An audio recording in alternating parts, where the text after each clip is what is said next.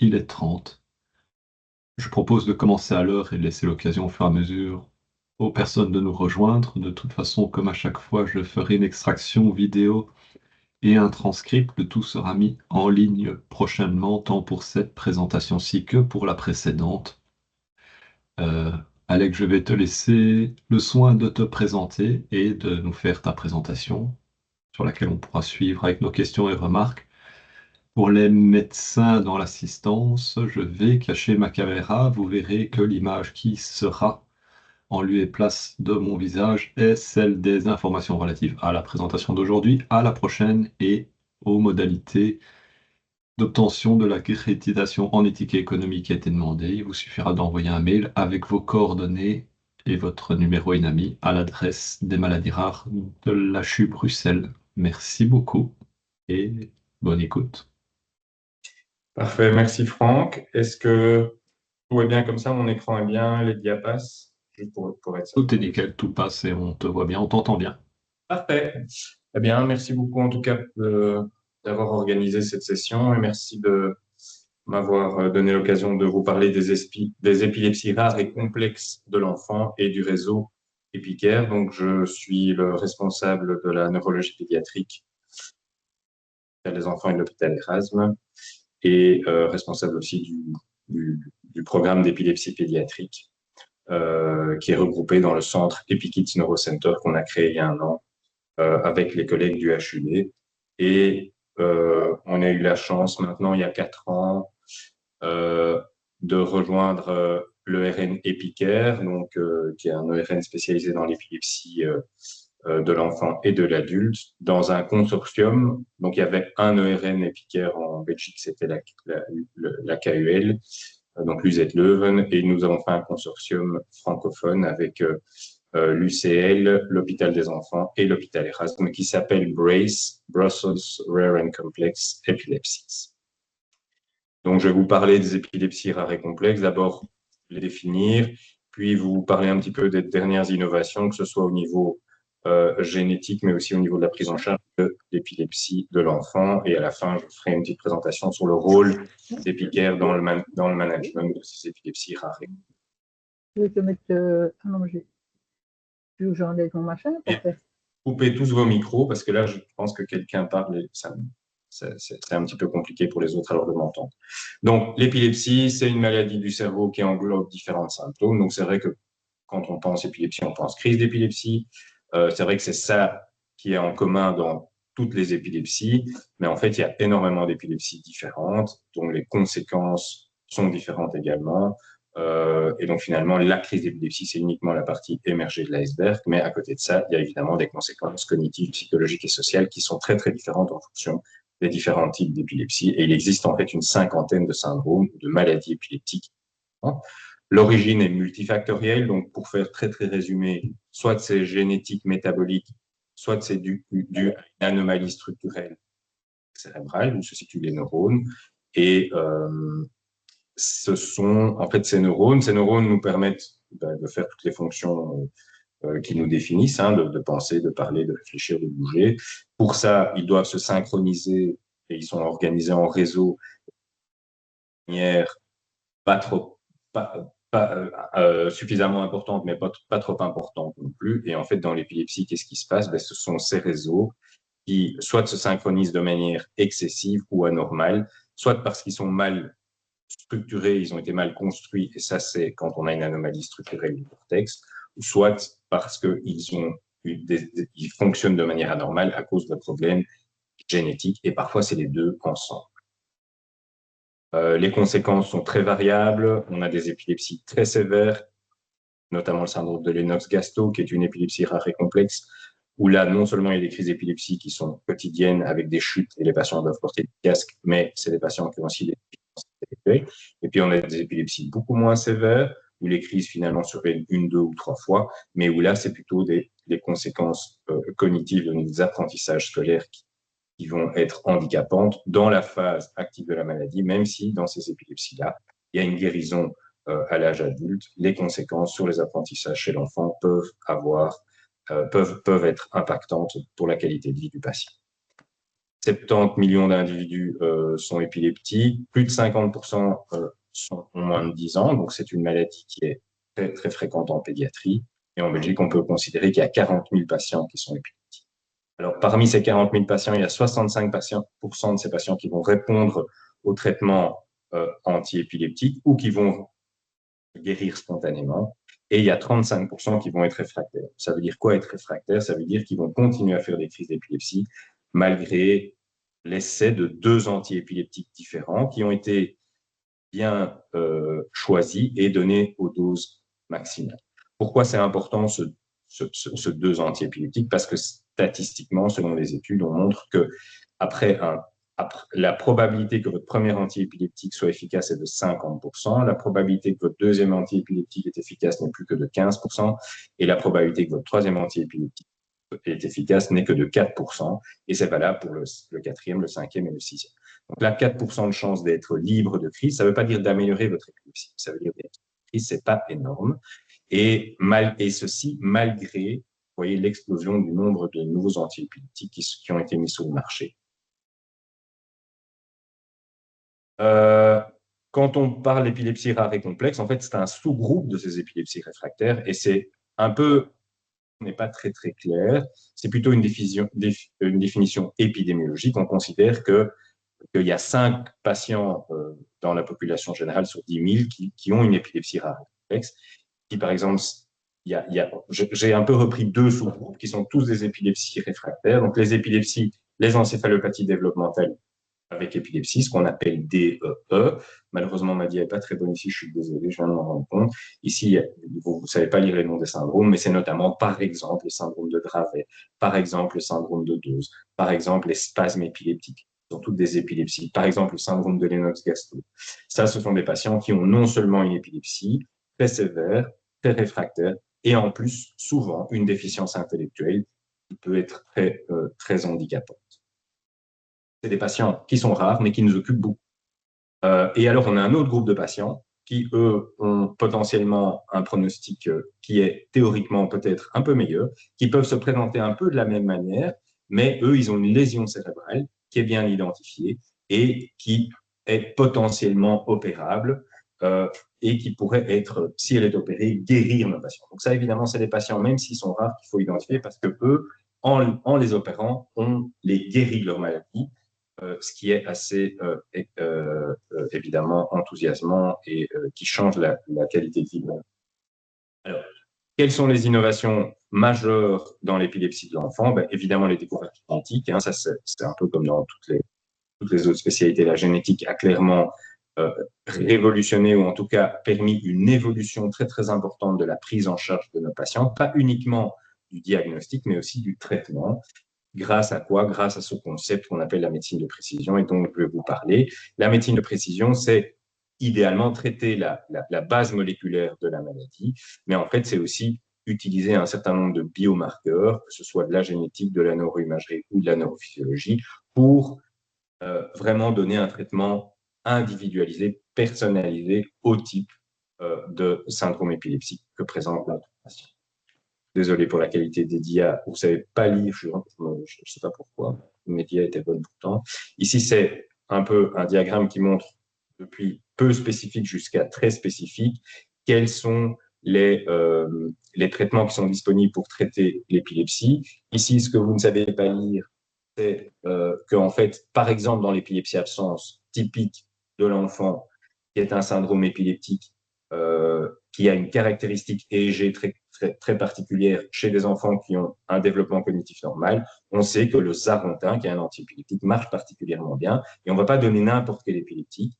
Il y a une clinique, il y a un EEG, il y a un traitement qui est plus efficace. Ça, c'est la base de la médecine de précision. Et puis, après, on va de plus en plus loin dans cette médecine de précision. Ici, c'était par exemple dans une encéphalopathie épileptique, donc une DEE, une épilepsie rare et complexe qui s'appelle PCDH19, qui touche des femmes et des jeunes filles avec des crises fébriles. On sait que l'évétiracétam, par exemple, est particulièrement efficace, c'est un antiépileptique. Comment est-ce qu'on le sait? Par des études épidémiologiques, et on va plutôt donner du lévétiracétam chez ces patients.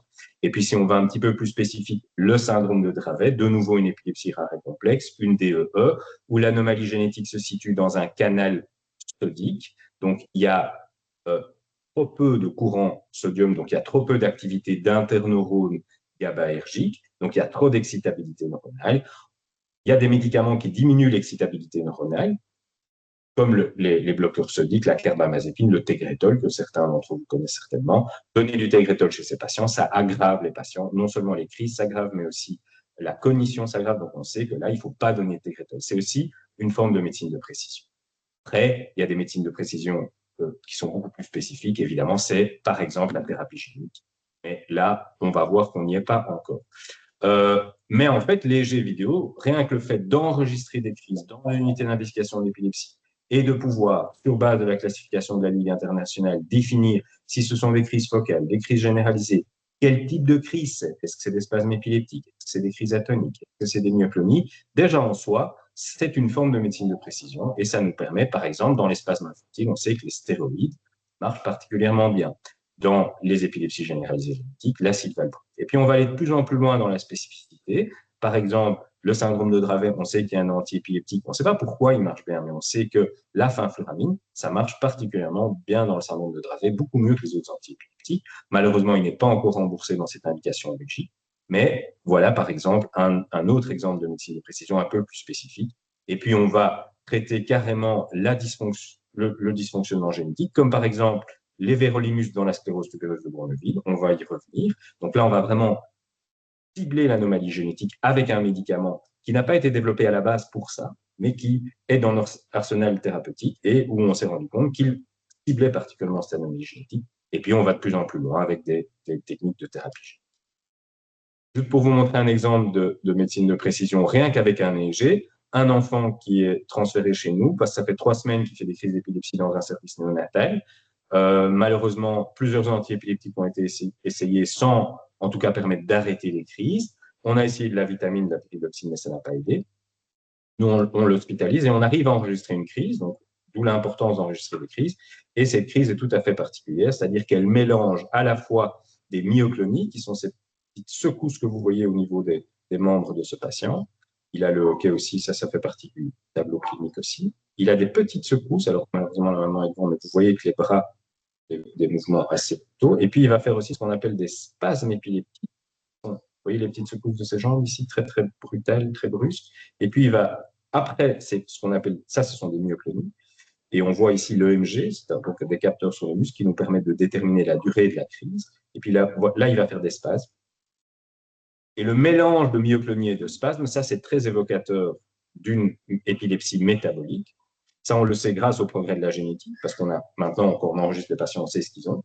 Et du coup, on a donné un autre, pas de la pyridoxine, mais le pyridoxal phosphate, et les crises se sont arrêtées. Et on a pu confirmer le diagnostic génétique quelques jours après. Donc ici, rien qu'avec un EEG vidéo, on peut déjà faire un traitement personnalisé avant d'avoir les résultats de la génétique. C'est grâce aux résultats de la génétique qu'on peut le faire, mais maintenant, c'est quelque chose qui est possible. Et qu'est-ce qu'on fait ici? On donne, en fait, on ne traite pas l'épilepsie par un traitement antiépileptique, on traite l'épilepsie par un cofacteur qui va augmenter la synthèse de l'activité des interneurones GABAergiques, parce que dans le déficit métabolique, il y a trop peu de synthèse de ce pyridoxal phosphate, et donc il y a une diminution de la neurotransmission GABAergique et donc une hyperexcitabilité neuronale. Il y a d'autres maladies qu'on peut traiter comme ça par thérapie substitutive, hein, on ne traite pas par des antiépileptiques, mais par exemple par un régime cétogène. Le prototype, c'est le GLUT1, qui est une anomalie dans le transporteur du sucre au niveau du cerveau. Le sucre est une grosse molécule pour passer dans la barrière hémato-méningée. Il faut un transporteur. Il y a une maladie génétique, en fait, où ce transporteur fonctionne pas à 100%, mais plutôt à 65-50%, ce qui fait que dès que notre taux de sucre est un peu bas, les patients font des crises d'épilepsie.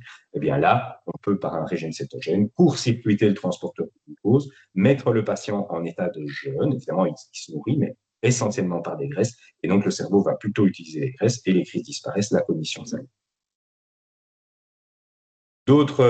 Une autre manière de faire de la médecine de précision, c'est clairement dans les gènes d'épilepsie, la grande majorité des gènes qui donnent des épilepsies, surtout dans la première année de vie, ce sont des anomalies dans des canaux ioniques.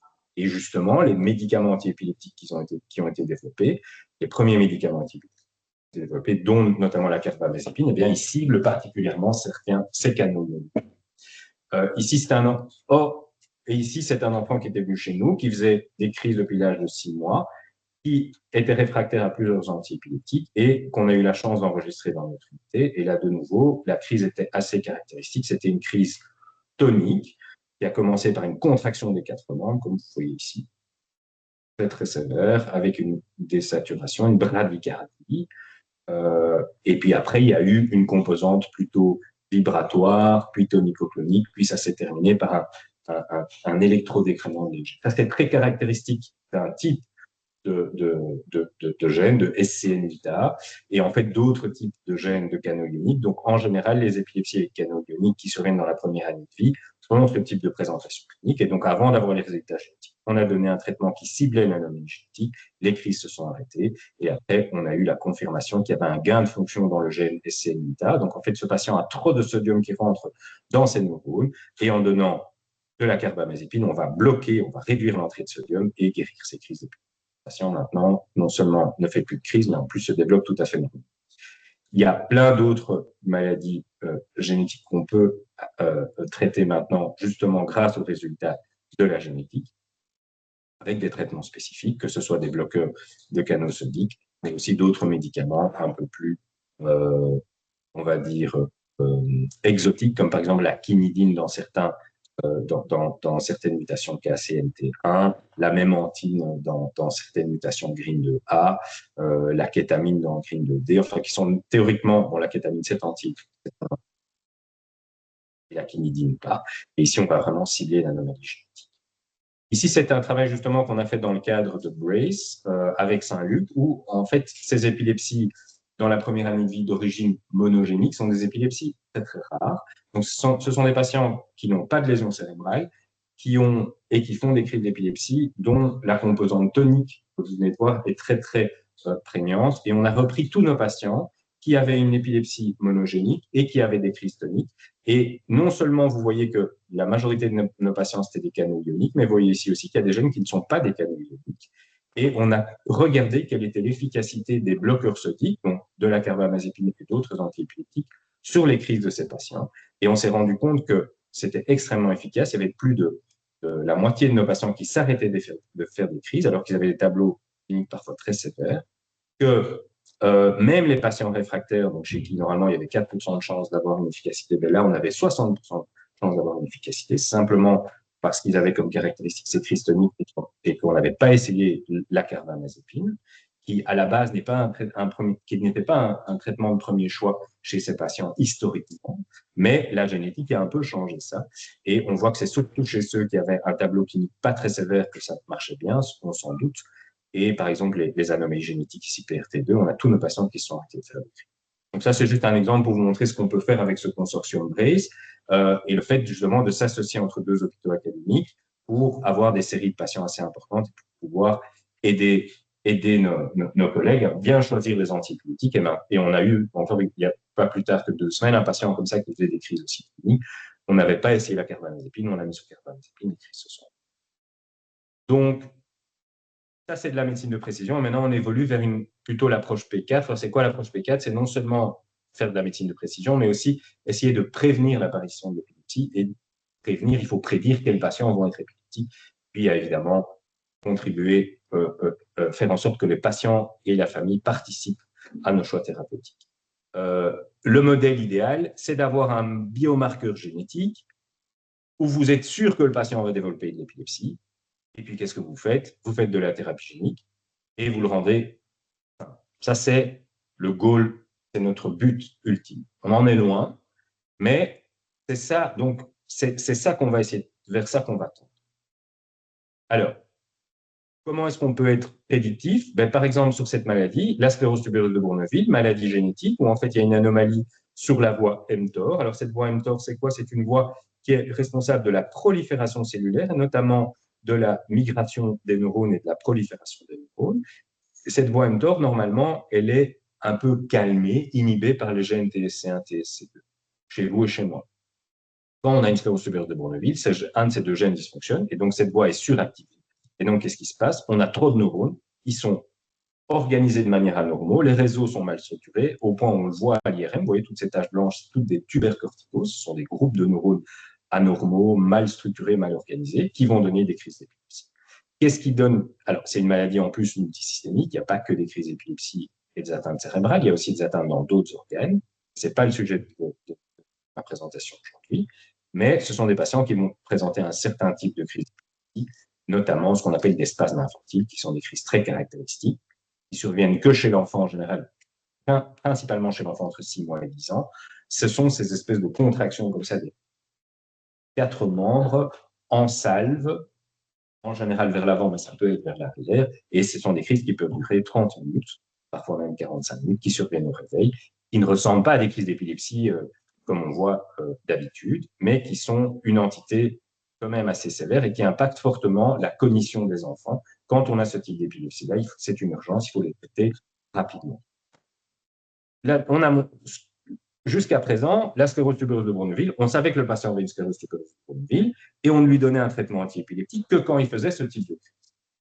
Puis, il y a un groupe international qui s'est dit, mais est-ce qu'il n'y a pas moyen de prédire que les patients vont faire des crises d'épilepsie, dans l'idée, évidemment, de les traiter. Ils ont montré qu'un simple électroencéphalogramme fait tous les mois permet de prédire quel patient va être épileptique et quel patient ne va pas être épileptique, avec une valeur prédictive positive et négative qui n'est pas de 100%, mais enfin qui est quand même de 70%. Et ce qui est surtout intéressant, c'est que vous voyez que les patients avec sclérose tubereuse de Bourneville qui n'ont pas de crise d'épilepsie, ils ont une cognition, ça c'est un score cognitif normal. Par contre, ceux qui sont épileptiques, mais chez qui on arrive à arrêter les crises, ils ont une cognition quasi normale. Par contre, ceux qui sont épileptiques et chez qui on n'arrive pas à arrêter les crises, eh bien, vous voyez qu'ils ont une régression cognitive, ils régressent au fur et à mesure de leur vie. Donc, il y aurait vraiment un intérêt, idéalement, à essayer de traiter nos patients qui vont être épileptiques par un antiépileptique avant qu'ils développent l'épilepsie. Et l'idée de cette étude ici, qui s'appelle EpiStop, c'était de bloquer le mécanisme de ce qu'on appelle l'épileptogénèse. L'épileptogénèse, c'est quoi? C'est le fait de faire des crises d'épilepsie contribue à la construction de réseaux aberrants qui augmentent la sévérité de l'épilepsie et qui impactent la cognition. Et ils ont réussi à montrer de manière très élégante qu'en fait, en traitant nos patients sclérose tubereuse de Bourneville avec EEG anormal avant qu'ils développent des spasmes, eh bien, ça avait un impact majeur sur le pronostic, c'est-à-dire qu'il y en avait beaucoup plus qui étaient libres de crise, donc la moitié ne faisait pas de crise après 2 ans, alors que 15% continuaient à faire des crises, ne faisaient pas de crise dans le groupe qu'on avait traité quand ils commençaient à faire des crises d'épilepsie. Il y en avait 31% qui avaient une épilepsie réfractaire dans le groupe qui avait été traité préventivement, contre 77% dans le groupe qui avait été traité quand il faisait des crises d'épilepsie. Il n'y en avait aucun qui avait des spasmes infantiles dans le groupe qui avait été traité préventivement, versus 31% qui gardaient des spasmes infantiles à 2 ans chez qui, dans ceux qui avaient été traités de manière conservative. Par contre, au niveau cognitif, il n'y avait pas de différence. Alors, une manière encore plus élégante, c'est une étude qui est actuellement en cours, dont on n'a pas encore les résultats parce que c'est une étude randomisée, mais il y a une étude ici observationnelle qui arrive un petit peu au même résultat, mais cette fois-ci avec un traitement qui va... Là, c'était du Sabril, c'est un antiépileptique qui marche très bien dans les spasmes infantiles. Ici, l'idée, c'est d'avoir un traitement qui va agir sur l'anomalie génétique. C'est le sirolimus, c'est un dérivé de la rapamycine qui est un champignon de l'île de Pâques et qui agit sur l'anomalie génétique. Je vous avais dit, nous, on a TSC1, TSC2 qui inhibent la voie mTOR. Les patients avec sclérose tubereuse de Bourneville, ces gènes ne fonctionnent pas, donc la voie mTOR est suractivée. En donnant du sirolimus, en fait, c'est un peu comme si nos gènes refonctionnaient, pour faire très résumé. Et ils ont montré que le fait de donner le sirolimus avant l'âge de 6 mois versus après l'âge de 2 ans modifiait fortement l'épileptogénèse de nos patients. Donc, les patients traités à 6 mois avaient beaucoup moins de crises, beaucoup moins d'épilepsie réfractaire. Ils n'avaient très peu de spasmes infantiles. Par contre, on n'a pas d'effet sur la cognition. Donc, de nouveau, il y a moyen de faire de la médecine préventive, ici, avec une médecine personnalisée. Comment engager la participation des patients? Ici, c'est un cas qu'on a eu qui est un peu un succès qu'on a eu grâce aussi à notre bonne collaboration, notre excellente collaboration avec le service de génétique et Sébastien Neuens et Kathleen Villain. Donc, c'était un patient qu'on suivait depuis des années avec une épilepsie réfractaire, un retard cognitif. À un moment, l'épilepsie devient vraiment très, très active et donc les traitements ne fonctionnent pas. Comme ce patient a des crises stéréotypées et qu'il semble y avoir une zone, potentiellement une malformation cérébrale ici, qui est montré au PET scan. Donc, le PET scan montre qu'il y a un hypométabolisme dans cette région-là. Les crises semblent toutes partir de là. Donc, on se dit, on va aller regarder si on ne peut pas retirer cette zone du cerveau pour le guérir de son épilepsie et donc mettre des électrodes intracrâniennes parce qu'il n'y a pas de lésion. L'IRM est normal, mais le PET scan montre qu'il y a potentiellement une lésion et la clinique suggère que toutes ces crises partent de là. Les parents n'étaient pas très favorables à ça, l'enfant non plus. Donc, ils ont voulu essayer le régime cétogène. On lui a donné un régime cétogène. Toutes les crises se sont arrêtées pendant 2 ans. C'était merveilleux, tout le monde était très content. L'enfant s'est nettement amélioré au point où il a commencé à pouvoir dire qu'il en avait marre de manger tout le temps de la graisse et qu'il voulait manger pour ses 2 ans un gâteau normal, un gâteau d'anniversaire. Donc, il a eu son gâteau d'anniversaire à 2 ans, mais malheureusement, les crises sont réapparues. Donc, il a arrêté son régime cétogène et les crises sont réapparues. Et là, les parents ne voulaient pas reprendre le régime cétogène et l'enfant non plus parce que c'était trop contraignant. Donc, on a décidé, un peu de manière empirique, d'essayer un diurétique, l'acétazolamide. Alors, pourquoi est-ce qu'on a essayé ce diurétique? Parce que dans une étude sur le GLUT1, le patient n'avait pas une anomalie dans le GLUT1, qui est cette maladie, vous savez, avec le transporteur de sucre. On a montré que, en fait, l'acétazolamide augmentait l'activité de ce transporteur GLUT1 et donc permettait à des patients qui avaient un GLUT1 et qui le régime cétogène ne fonctionnait pas, de ne plus faire de crise d'épilepsie. Donc, on a donné l'acétazolamide, mais il n'avait pas un GLUT1, et de manière assez surprenante, les crises se sont arrêtées aussi. On a dû rajouter un deuxième antibiotique, mais ce patient, maintenant, est totalement libre de crise grâce à cette combinaison de 2 antibiotiques, alors qu'on voulait l'opérer. Et puis là, le génome qui a été fait par Catherine et Sébastien a mis en évidence, en fait, une mutation ultra rare. C'est le 5e cas décrit au monde, avec d'un transporteur du glucose, mais d'un autre transporteur que SLC2A1. Ici, c'est SLC45A1. Mais voilà, c'est juste pour vous montrer que en faisant ces traitements en collaboration avec la famille, enfin voilà, c'est important d'écouter aussi leur avis. Et ce cas a pu être décrit. Quel est l'avenir de ces épilepsies génétiques? Clairement, le screening néonatal, ce qui se fait déjà pour une maladie neuromusculaire qui est la myotrophie spinale antérieure, parce qu'il existe une thérapie génique et qu'on a montré que la thérapie génique dans la myotrophie spinale antérieure, le fait de le donner en pré-symptomatique, améliorait fortement le pronostic de ces patients. Ben, on aimerait évidemment faire la même chose avec les patients épileptiques. Il y a déjà, même si on n'a pas encore de thérapie génique, mais donc on y réfléchit. Il y a déjà un certain nombre d'épilepsies, en fait, pour lesquelles il existe des traitements qu'on pourrait donner en présymptomatique. Ce sont les petites boules vertes ici. Donc, vous ne savez pas lire, mais il y a GLUT1, il y a par exemple la pyridoxine que je vous ai montré, le pyridoxal phosphate, il y a la CLN2, qui est une maladie sérohypophycinose, il y a la sclérose tubéreuse de Bourneville, où on a vu que le fait de donner du Sabri préventivement semblerait avoir un effet positif sur l'épileptogénèse. Donc, on pourrait se poser la question de faire du dépistage anténatal, ce n'est pas encore le cas. Et puis, il y a d'autres maladies comme le syndrome de Dravet, où c'est vrai que le jour où il y aura une thérapie clinique, ce sera sans doute certainement intéressant d'avoir un dépistage. Et la thérapie génique pour le Dravet, ben, on est actuellement dans des phases 3, donc ça arrive, ça va arriver en tout cas sans doute assez dans quelques années. Donc c'est pas du tout une chimère. Par contre, c'est clair que si on veut être efficace, il faudra les donner en présymptomatique pour être plus efficace. Maintenant, est-ce que ça va suffire à empêcher toutes les conséquences de cette maladie? N'oublions pas que l'anomalie génétique, elle est présente déjà in utero lors de la conception et que sans doute les SCNA, les patients Dravet, ils ont quand même une modification structurelle cérébrale peut-être, en tout cas, même si c'est vrai que les Dravet, avant de développer des crises d'épilepsie, ils sont normaux. Donc, voilà. Peut-être que en faisant une thérapie génique, on pourra les rendre en tout cas quasi normaux. C'est en tout cas notre espoir.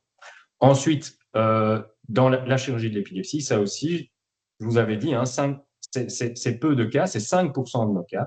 Et ce sont des cas qui doivent avoir une épilepsie focale. Il faut pouvoir identifier la zone épileptogène. Et en fait, c'est ça, un des challenges chez ces patients, c'est d'identifier la zone à réséter. Parce qu'on peut se dire, ah, il y a une lésion, on l'enlève, il n'y aura plus de crise. Mais en fait, ça, c'est la lésion et ça, c'est la zone épileptogène. En général, la zone épileptogène, elle est parfois en dehors de la lésion et souvent, elle est plus étendue que la lésion. Donc, retirer la lésion ne suffit pas. Il faut bien identifier cette zone. Et en plus, il faut que cette zone ne soit pas dans un cortex allocone. Alors, pour ça, on a tout un protocole. On fait des réunions multidisciplinaires avec nos collègues radiologues, épileptologues, adultes, chirurgiens, neuropsychologues, isotopistes, les gens de la magnétoencéphalographie. Et donc, c'est vraiment toute une discussion multidisciplinaire pour identifier quelle est la zone du cerveau à resséquer. Et souvent, dans les cas qui nous sont adressés, qui sont des cas complexes, eh bien, on doit passer par ce qu'on appelle la stéréo-EG, la SEG. C'est un EG intracrânien. Donc, vous voyez ici l'EG, il est mis à la surface du crâne, mais chez certains de ces patients, on doit aller en salle d'opération, mettre des électrodes intracrâniennes. On ne peut pas mettre ça partout dans le cerveau, donc il faut qu'on ait une zone identifiable. Et quand on a notre zone identifiable, par exemple ici, bien, on va sampler cette zone avec des électrodes intracrâniennes. Est-ce que ça marche, la chirurgie de l'épilepsie chez l'enfant? Vous avez un patient qui a une épilepsie réfractaire, vous essayez un nouvel antiépileptique, vous avez 4% de chance que votre patient s'arrête de faire de l'épilepsie. Si vous l'opérez, il est possible, c'est-à-dire que c'est un candidat à la chirurgie, vous avez 44% de chance de le guérir. Donc, vous voyez qu'il n'y a pas photo, c'est très efficace. Dans le HUB, on a la chance d'avoir plusieurs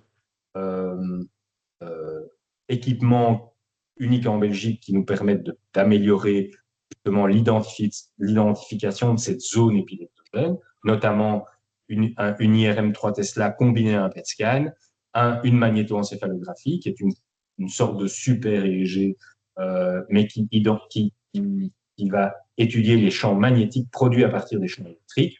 Pourquoi est-ce que c'est intéressant d'utiliser les champs magnétiques produits à partir des courants électriques? Parce que quand vous mettez une électrode ici quand vous faites un EEG, vous n'allez capter que les champs électriques qui sont perpendiculaires à votre électrode. Par contre, ceux qui sont parallèles, ici dans le cortex viscéral, vous n'allez pas les capter avec votre électrode. Par contre, comme le champ magnétique est perpendiculaire au champ électrique, avec la magnétoencéphalographie, vous allez capter tous les champs magnétiques qui vont être parallèles à vos électrodes EEG. Comme ici, vous voyez ici ce patient, il a en fait, tout ça, ce sont des dipôles. Donc, le point blanc, c'est le départ du foyer épileptique. Et ça, c'est l'orientation du dipôle. Donc, le foyer électrique, il part d'ici et il est orienté vers là. Vous voyez bien que ces électrodes ici ne vont pas les capter. L'électrode là, il est beaucoup trop loin pour le capter. Et donc, ce n'est qu'avec une magnétoencéphalographie que vous pouvez capter ce foyer qui est dans un cortex fissural. Et ici, en plus, tous les dipôles sont orientés de manière parallèle. Donc ça, c'est un excellent cas pour une chirurgie d'épilepsie. Et clairement, on va utiliser ces données pour retirer cette partie-là. Ces cas-ci, où les dipôles sont orientés de manière beaucoup plus anarchique, sont le moins bon candidat à une chirurgie d'épilepsie. Mais malgré tout, on va utiliser les informations pour faire notre SEG et notre preuve. Ensuite, quelles sont les options chirurgicales? La SEG, je vous avais dit, c'est pour identifier la zone épileptogène, mais on peut aussi faire ce qu'on appelle des thermocoagulations. Donc, si on pense qu'on a bien identifié la zone épileptogène, eh bien, ce qu'on fait, c'est qu'on envoie un courant électrique dans les puits de SEG qui va aller brûler la zone épileptogène. Alors, il faut, pour que ça marche, malheureusement, on ne peut brûler que 2 mm² parce que ce n'est pas vraiment des électrodes qui sont faites pour ça. Et on va voir qu'il y a une technique beaucoup plus performante dont on dispose, et c'est avec Sophie Schultz, on fait tout ça, qui est notre chirurgienne. Après, sinon, la majorité des patients en chirurgie d'épilepsie, il faut faire une chirurgie ouverte, c'est-à-dire une crâniectomie. Et par exemple, ici, vous voyez, on va retirer l'hippocampe, on va faire une hippocampectomie. Pour ça, on doit passer à travers le lobe temporal, donc c'est un petit peu élaborant, mais c'est une chirurgie qui se passe en général. Et puis après, on peut faire des chirurgies beaucoup plus importantes, comme par exemple une hémisphérotomie. On déconnecte un hémisphère. La callosotomie, on coupe le corps calleux. Ça, et la callosotomie, c'est palliatif. Ça veut dire que toutes les autres chirurgies sont des chirurgies curatives. On peut guérir notre patient. Il ne va plus faire de crise. On arrête les médicaments. Par contre, les chirurgies palliatives, elles, c'est des chirurgies qui ne servent pas à rien, qui vont améliorer. C'est-à-dire que le patient va faire moins de crises, beaucoup moins de crises, ce qui est déjà bien. Et donc, ce terme palliatif, évidemment, est un peu décourageant, mais en soi, non, ça change quand même la vie des gens. Évidemment, l'idéal, c'est qu'ils ne fassent plus de crise et qu'ils ne prennent plus de médicaments. Et une thérapie dont vous avez certainement entendu parler, c'est la LIT. La LIT, on a la chance maintenant dans le HUB de l'avoir. Et c'est Sophie Schultz qui s'occupe de nos patients en LIT. Et la LIT, c'est quoi? C'est une électrode. En fait, c'est une sonde laser qui va aller chauffer un tissu, qui va transformer l'énergie lumineuse en énergie thermique et qui va chauffer entre 46 et 90 degrés des tissus pour les détruire. Et Dans la SEEG, on avait 2 mm3. Ici, dans la LIT, on peut avoir 2 cm3. Et si on a plusieurs sondes, on peut faire plus que 2 cm3. Le problème, l'avantage de la LIT, c'est quoi? C'est qu'on peut aller opérer des zones qui sont inopérables. Parce que aller dans certaines zones, par exemple, au centre du cerveau, c'est délabrant. En plus, on ne doit pas faire de crâniectomie. En plus, la durée d'hospitalisation est beaucoup plus courte. Et il y a beaucoup moins de risques opératoires et les complications et les tissus avoisinants ne vont pas être délabrés. Donc il y a vraiment beaucoup d'avantages à cette LIT. L'inconvénient, c'est son coût et elle ne peut pas tout opérer. Mais ici, c'est juste pour vous montrer un exemple qu'on a discuté il y a justement 2 semaines en réunion de chirurgie d'épilepsie. C'est un enfant qui a des crises d'épilepsie quotidiennes, à qui on a fait une SEG. On a pu identifier qu'en fait, sa zone épileptogène est située ici entre P4 et B1, au niveau de cette étoile jaune. En fait, même, elle est même étendue, c'est tous les petits traits rouges. Et ce qu'on a fait, c'est qu'on a fait des thermocoagulations en B1 et en B4. Depuis 3 mois, il ne fait plus de crise. Il est fort probable que les crises reviennent et qu'on doive les mettre. Mais si les crises reviennent, on a 2 options. Soit on fait une chirurgie ouverte et là, on a 30% de risque d'hémiplégie. Pourquoi? Parce qu'on est dans une zone qui est très profonde, qui est très richement vascularisée, où clairement, s'il faut aller opérer, il y a malheureusement beaucoup de chances que le chirurgien, aussi adroit qu'il est, risque d'embrocher une petite artère. Et ce sont les artères justement qui nourrissent la motricité et que ça donnerait alors une hémiplégie. Par contre, en LIT, là, on a 10% de risque d'avoir non pas une hémiplégie, mais une hémiparésie, c'est-à-dire une faiblesse, une parésie totale. Et en plus, en général, elle sera transitoire. Donc, vous voyez par exemple ce que cette LIT peut apporter. Et cette LIT, c'est grâce au fonds Erasme, grâce aux amis de Bordet, qu'on a pu l'avoir, et à l'hôpital Erasme qui a financé l'achat de cette technique qui est révolutionnaire. Et là, je crois qu'on pense qu'on est à 8 patients opérés et 8 patients épileptiques, dont 6 sont libres de crise. Une autre innovation dans la chirurgie de l'épilepsie, c'est que maintenant, on fait systématiquement des tests génétiques chez nos enfants épileptiques. Pourquoi? Parce que comme vous l'avez vu chez le précédent cas, parfois ça nous donne des informations et ça nous permet de faire une médecine de précision, mais aussi parce que ça a une valeur pronostique sur notre chirurgie. On sait que, par exemple, si on trouve des mutations génétiques dans la voie mTOR, qui est justement de la voie de la sclérose tubereuse de Bourneuville, ce ne sont pas des patients qui ont une sclérose tubereuse. Mais dans cette voie-là, on peut avoir des anomalies aussi qui donnent des dysplasies corticales, uniquement, sans tout le tableau de la sclérose tubereuse de Bourneuville. Ben on sait que eux, même s'ils ont une anomalie génétique, bien, ils vont avoir un meilleur pronostic si on les opère. Et par contre, ceux qui ont des channelopathies, comme je vous ai montré, les patients avec des mutations dans les canaux sodiques ou potassiques, ou les synaptophysines, c'est des mutations dans les synapses, eux, ils ont un moins bon pronostic. Donc, on va utiliser ces données dans le choix de les opérer ou pas. Que nous apporte l'ERN Epicaire là-dedans et pourquoi les ERN ont été créés? Les ERN ont été créés parce que il n'y a pas un seul pays qui a toutes les connaissances pour traiter ces épilepsies rares et complexes. Et donc, c'est pour ça que c'est soutenu par l'Europe, plusieurs pays se sont mis ensemble pour faire ces ERN. Et vous voyez, c'est tous les pays. Il y a énormément de pays européens et il y a des pays qui ont plusieurs ERN, la France, l'Italie, certains qui n'ont qu'un ERN. Comment ça marche? Tous les ans, on se réunit et on définit un petit peu la politique. Donc, l'objectif, c'est quoi? C'est d'améliorer la qualité de vie des patients. Et donc, il y a toujours des représentations des associations de parents dans ces ERN. Il y a aussi un conseil de la recherche pour voir quelles sont les recherches qu'on doit mettre en avant pour améliorer après la prise en charge de nos patients. Après, vous voyez qu'il y a différents working groups. WG, ça veut dire working group. Et ces working groups, ce sont des groupes de médecins où on essaye d'améliorer les processus. Et ils ont tous des noms. Donc ici, par exemple, il y a des working groups sur la chirurgie d'épilepsie, il y a des working groups sur le registre, il y a des working groups sur les case discussion. On va voir tout ce que c'est. Et sur, par exemple, les épilepsies néonatales, sur la médecine de précision. Le registre, c'est très important. Pourquoi? Parce qu'en fait, ça nous permet, dans l'Europe entière, d'avoir un registre unique où on met toutes ces épilepsies rares et complexes. Et après, grâce à ça, on va pouvoir faire des études et pouvoir améliorer la prise en charge de nos patients. Grâce à ça, on fait évidemment des appels de recherche collaboratifs. Ici, c'est un appel sur sur une épilepsie très très rare qui est due à une mutation sur le gène GABRG2. Et on a eu la chance de participer à la recherche qui a permis de mieux préciser le phénotype de ces épilepsies et aussi quels antiépileptiques fonctionnent le mieux. Donc ça nous aide pratiquement aussi dans la prise en charge.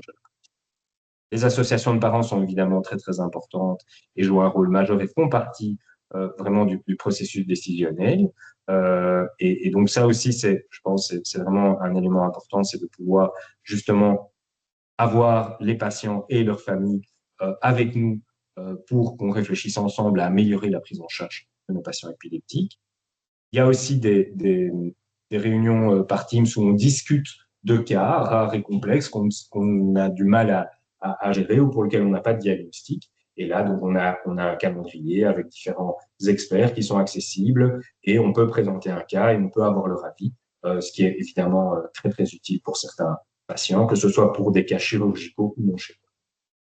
Puis, il y a aussi dans Epicare, il y a aussi le souhait de mettre en avant nos jeunes chercheurs. Et donc, ça, c'est une initiative qui a été faite pour la première fois à Rome, où ils ont identifié certains chercheurs, je dirais, prometteurs sur base de leur CV. On pouvait postuler. Sarah Durings, qui travaille chez nous, a postulé. Elle a été sélectionnée comme une des chercheuses talentueuses futures européennes et elle a pu participer à une réunion avec tous des jeunes chercheurs pour définir qu'est-ce qu'il fallait mettre en place dans la recherche de demain. Donc, en conclusion, les épilepsies rares et complexes, vous voyez qu'il y a toutes sortes de solutions pour ces épilepsies rares et complexes, mais il faut d'abord bien les identifier, bien enregistrer les crises, il y a moyen de prévenir la régression cognitive, il y a moyen de personnaliser leur traitement pour arrêter les crises. C'est important de faire participer les parents et leurs familles. Et au niveau chirurgical, le but, c'est d'identifier la zone épileptogène. Et c'est vrai qu'on a plusieurs techniques innovantes dans le HEB qui nous permettent de faire ça et de traiter de plus en plus de patients compliqués. Et le futur, c'est la thérapie génique, notamment dans le Dravet, ça arrive. Et donc, il faudra qu'on soit prêt à accueillir ces patients. Idéalement, sans doute qu'il faudra mettre en place, une fois que la thérapie génique existe, le dépistage prénatal. Et donc, je voudrais remercier toute mon équipe, que ce soit Erasme, l'hôpital des enfants, et aussi l'équipe de chercheurs avec qui on collabore. Donc, Xavier Letier, Charles Urbain, Coralie, Rouge et Pauline Van Gieselke. Merci. Et alors, si vous avez besoin d'informations, il y a un site EpiKids Neurocenter. Les différents membres de l'équipe sont identifiés et où il y a des informations aussi. Merci pour votre attention.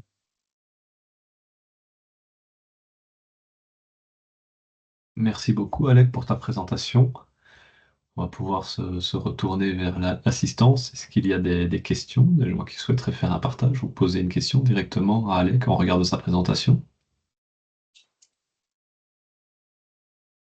Je vois que Béatrice, tu as ouvert ta caméra. Est-ce que tu souhaites poser une question? Je vais Merci commencer. beaucoup, Alec. Avec des questions de non-médecins, mais qui m'intriguent. Tu as précisé, le terme épilepsie recouvre finalement un spectre relativement large de pathologies. C'est aussi un trouble qui a une histoire médicale qui est longue, qui est inscrite depuis longtemps dans l'histoire de la médecine et la science biomédicale. En regard de la complexité des différentes pathologies que cela concerne, est-ce que c'est encore un terme adéquat à l'aune à ce premier quart accompli du XXIe siècle de parler d'épilepsie? Ou est-ce qu'il serait opportun de réfléchir la terminologie de ces pathologies? C'est vrai que c'est quand même le même processus physiopathologique. Donc, oui, je crois que ça reste adéquat de parler d'épilepsie, mais c'est vrai qu'il y a énormément de syndromes épileptiques différents, surtout en pédiatrie, peut-être plus qu'en médecine adulte. Voilà, c'est juste que c'est vrai que nos patients épileptiques sont très différents dans leur présentation clinique et dans l'impact que la maladie a sur leur qualité de vie aussi. Et donc, voilà. Mais je pense que ça reste quand même un terme qui pour moi, permet en tout cas de réunir tous ces patients et aussi d'avoir une force de frappe pour justement réfléchir à comment améliorer le parcours de soins de ces patients. parce que ce parcours de soins devient de plus en plus multidisciplinaire et c'est de moins en moins le médecin seul qui s'occupe de ses patients. Et donc, on a vraiment besoin de toute une équipe autour de nous, pas uniquement de médecins, mais de paramédicaux, de psychologues, de neuropsychologues, de logopèdes, d'ergothérapeutes, d'infirmiers, d'assistants sociaux, pour s'occuper correctement de ces épilepsies rares. J'ai une question dans le chat, quelqu'un qui nous demande, est-ce que les chiens peuvent vraiment prédire les crises? Alors, c'est vrai que c'est assez dingue, j'y croyais pas trop, mais il y a une étude qui a montré qu'en effet, les chiens ont une capacité de sentir, ce que j'ai compris, qu'en fait, avant de faire une crise d'épilepsie, au niveau hormonal, on dégagerait certaines odeurs que les chiens perçoivent et que si ils ont été correctement dressés, ils peuvent prévenir le patient qu'il va faire une crise d'épilepsie. Donc oui, il y a des études qui ont montré ça. C'est correct. Et tu précisais tout le cadre pluridisciplinaire qu'il y a dans l'accompagnement des troubles épileptiques.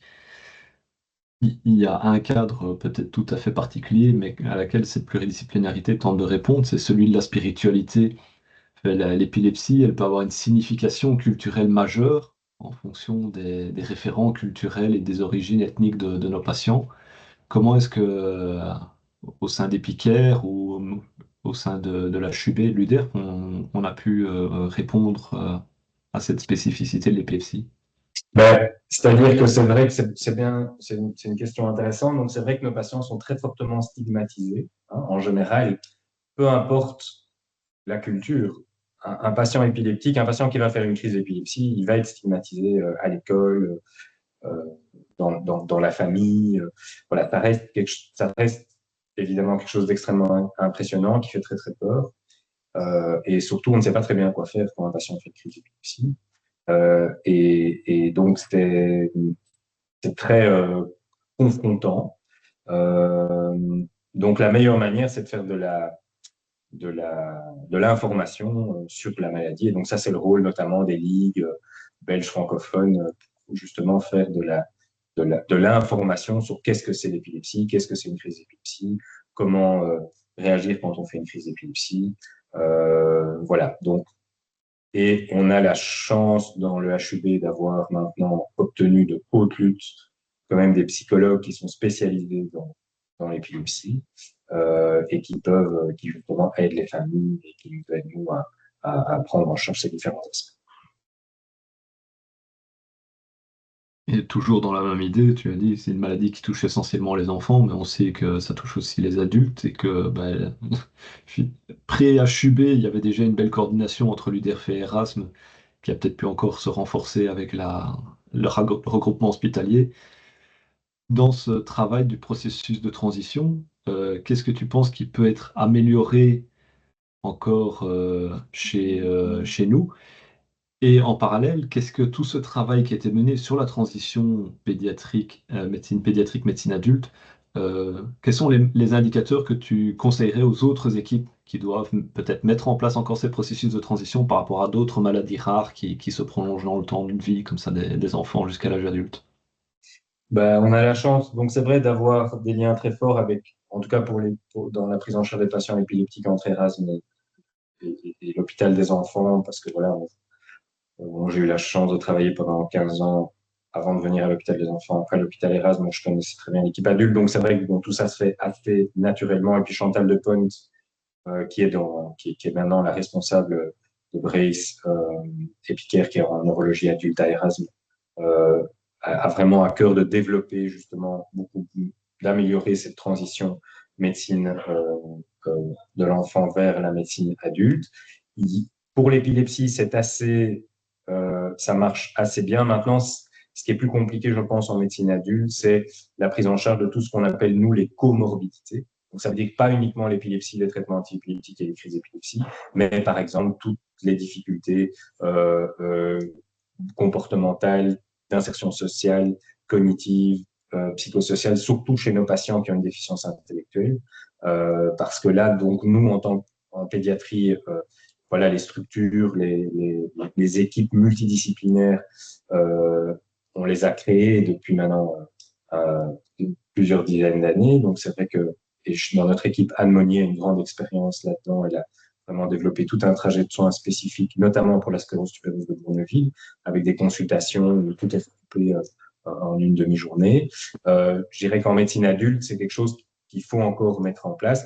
Le problème, c'est qu'on se heurte évidemment toujours à des difficultés. Il n'y a pas vraiment de convention pour ce genre de patients.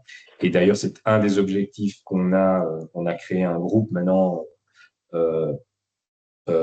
au niveau fédéral qui s'appelle Rebelle Épilepsie, qui associe des neuropédiatres, des neurologues adultes, des associations de parents, où les ligues belges et flamandes contre l'épilepsie, où nous allons devant le Parlement fédéral le 15 janvier défendre un trajet de soins spécifique pour ces épilepsies rares et complexes et justement essayer d'avoir un meilleur financement pour une prise en charge multidisciplinaire de ces patients, que ce soit au niveau pédiatrique et au niveau adulte. Ça peut être en effet un des axes majeurs du prochain plan belge maladies rares, ce serait l'accompagnement de ces comorbidités, Ouais. même atteint l'âge adulte. Je vois Et qu'on a voilà, une question. c'est vrai que ce plan s'intègre bien dans le plan maladie rare. On, on revient à une question plus clinique qui est dans le chat, c'est quel est le rôle du De la médecine médicament P4 dans l'état de mal épileptique. Mhm. Bon, la médecine P4, c'est un peu une manière de conceptualiser la manière dont on prend en charge le patient. L'état de mal, évidemment, ça c'est typiquement quelque chose qui est très aigu, très pointu, où là l'objectif c'est d'arrêter les crises d'épilepsie. Alors oui, sans doute qu'il y a quand même une approche pour une certaine forme de médecine de précision, mais les différents éléments, oui, la prévention, oui, je n'ai pas de réponse toute faite pour ça, malheureusement. Ouais, ça reste un beau plaidoyer d'accompagnement longitudinal de ces pathologies de ces pathologies complexes. Ouais. Est-ce qu'il nous reste des questions dans le chat ou auprès des gens présents? Au point fort de la conférence, nous étions une 46 inscrits. Merci tout le monde. Je te remercie toi tout particulièrement, Alec. Donc, Merci. je répète pour celles et ceux qui seraient arrivés tardivement que pour obtenir l'accréditation en éthique et économie, il vous suffit d'envoyer un mail avec vos coordonnées, nom, prénom, adresse mail et numéro INAMI à l'adresse mail de la fonction maladie rare qui est tout attaché maladie rare au pluriel, donc SA maladie, SA rare, hubruxelles.be et vos demandes seront envoyées prochainement à l'INAMI. Attention pour celles et ceux qui seraient en mal de points, l'INAMI semble mettre un temps conséquent ces derniers temps pour valider ces fameux crédits.